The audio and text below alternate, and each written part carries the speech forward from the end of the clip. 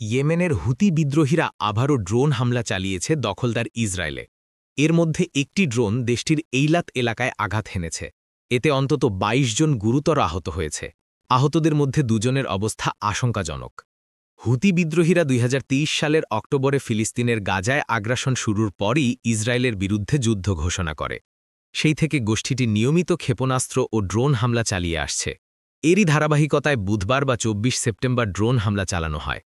ইসরায়েলে সামরিক বাহিনীর বরাতে স্থানীয় সংবাদ মাধ্যম টাইমস অব ইসরায়েল জানায়, হামলার আগে শহরে সতর্ক সাইরেন বাজানো হয়, তবে একাধিক উন্নত আকাশ প্রতিরক্ষা ব্যবস্থা থাকলেও তা ড্রোন হামলা ঠেকাতে ব্যর্থ হয়েছে।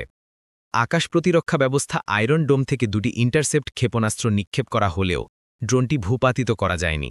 এ কারণে ড্রোনটি এইলাত শহরে আঘাত হানে এবং হতাহতের ঘটনা ঘটে। ভিডিওতে দেখা যায় ড্রোনের আঘাতে ভবনে আগুন ধরে যায়। এদিকে ইয়েমেনের হুতি গোষ্ঠী এই হামলার দায় স্বীকার করেছে। হুতি মুখপত্র ইয়াহিয়া সারি আল জাজিরা আরবিকে বলেন, বেশ কয়েকটি ড্রোন দিয়ে এই অভিযান চালানো হয়েছে এবং সফলভাবে লক্ষ্য অর্জিত হয়েছে।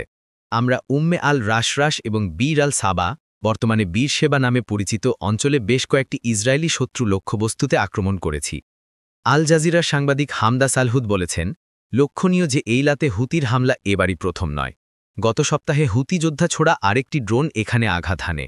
তিনি আরও বলেন, গাজার ফিলিস্তিনিদের সাথে সংহতি প্রকাশ করে ইয়েমেনি গোষ্ঠীটি ইসরায়েলকে লক্ষ্য করে হামলা চালিয়ে আসছে। ইসরায়েল বলেছে ইন্টারসেপ্টর ক্ষেপণাস্ত্রগুলো কেন ব্যর্থ হল তা তারা তদন্ত করছে।